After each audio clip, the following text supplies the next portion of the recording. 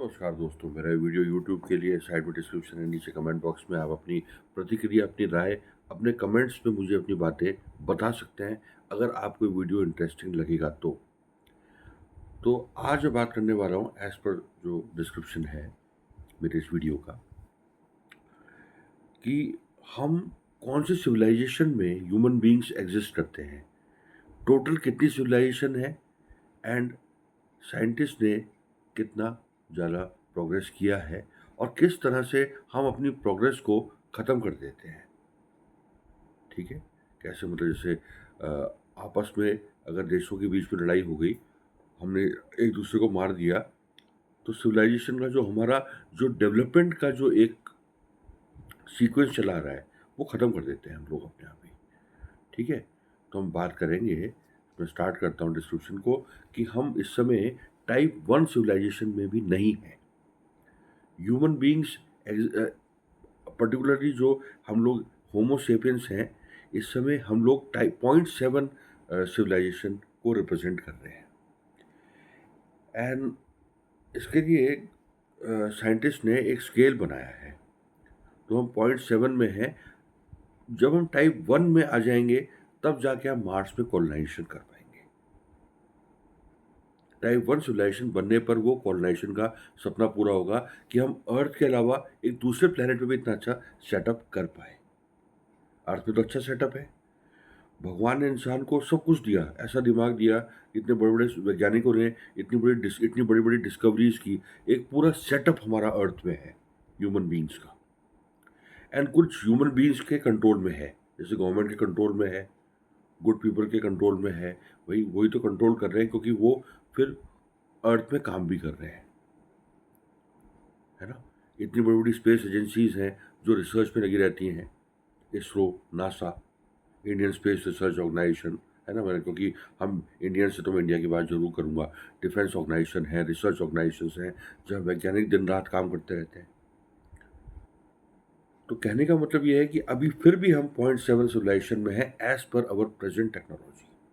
अब बात करें कि इंसानी सोच के अकॉर्डिंग जो साइंटिस्ट ने स्केल बनाया, कितनी सिविलाइजेशन हो सकती है? हम 0.7 में एग्ज़िस्ट करते हैं इस समय अपनी प्रेज़ेंट टेक्नोलॉजी के साथ। तो type 1, type 2, type 3, type 4, type 5 and type 6 and 7 is the last stage, जिसमें अल्टीमेट भगवान, इंसान भगवान जी जैसा हो जाएगा।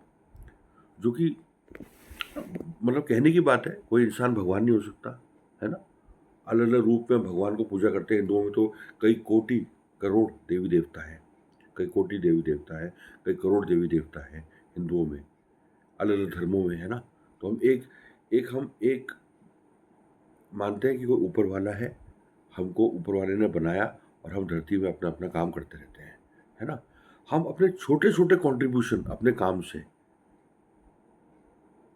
छोटे-छोटे कॉन्ट्रिब्यूशन अपने छोटे-छोटे काम से सब लोग अपने कॉन्ट्रिब्यूशन देते हैं, है ना? सब हम लोग जुड़े हुए हैं, तो हम अपने-अपने कॉन्ट्रिब्यूशन, हमारे कॉन्ट्रिब्यूशंस होते हैं। अब सारे तो वैज्ञानिक नहीं होते, सारे तो साइंटिस्ट नहीं होते, और जो होते भी हैं, सारे तो कोई पर्टिकुलर खोज नहीं करते।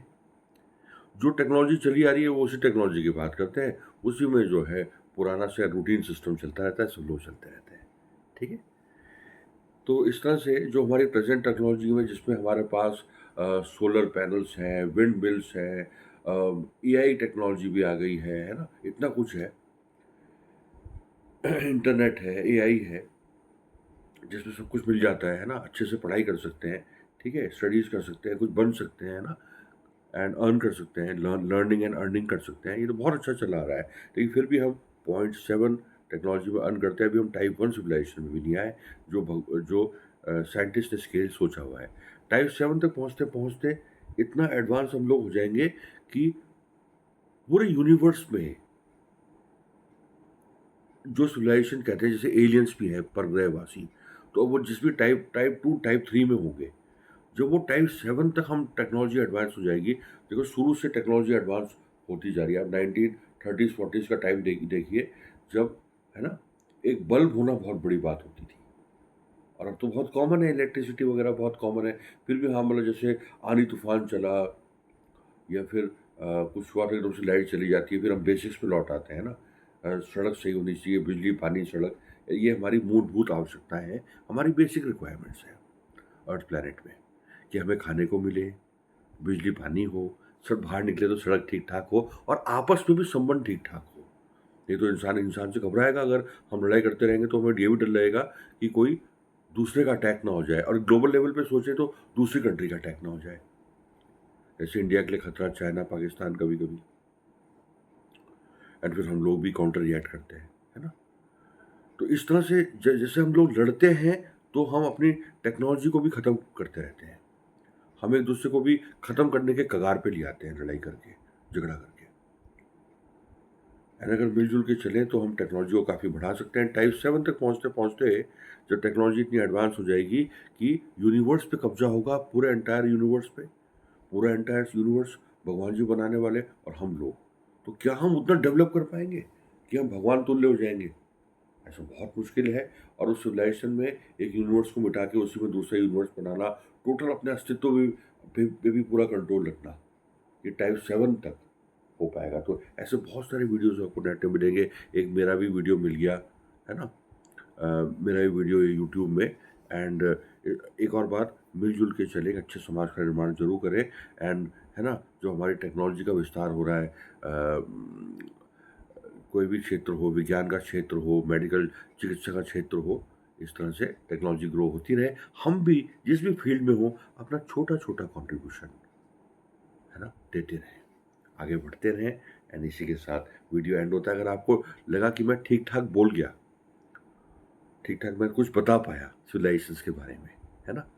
एलियंस के बारे में, हम लोगों के बारे में, कैसे हम लोग अपना डिस्ट्रक्शन कर देते हैं लड़ाई करके। जैसे देशों के बीच में लड़ाई है, एक छोटे स्तर से लेकर बड़े लेवल तक लड़ाई चल जाती है कि आपस में देश ही लड़ाई करने लग जाएँ।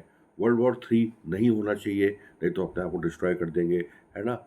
एंड कुछ जो प्राकृतिक आपदाएँ आ रही हैं, नेचुरल कैलेमिटीज़, बाढ़ आना, कहीं पे बादल फट गया, देहरादून में भी ऐसी घटना हुई है ना? कि बादल फटा है। तो ये तो प्राकृतिक आपदाएँ आपदाएँ हैं जिसको रोका नहीं जा सकता। एंड ऑफ कोर्स एक सुपर नेचुरल पावर, एक सुप्रीम पावर हमारे साथ है, भगवान जी। तो इसी के साथ ओम नमः शिवाय, हम सबका भला हो जाए। एंड इसी के साथ मेरा वीडियो एंड होता है। आप प्लीज़ वीडियो को लाइक करना, चैनल को सब्सक्राइब करना, मेरे वीडियोज़ भी देखते रहें, है ना? खुश होते रहें। जय हिंद, जय Bharat. And the end to this video. Thanks for watching.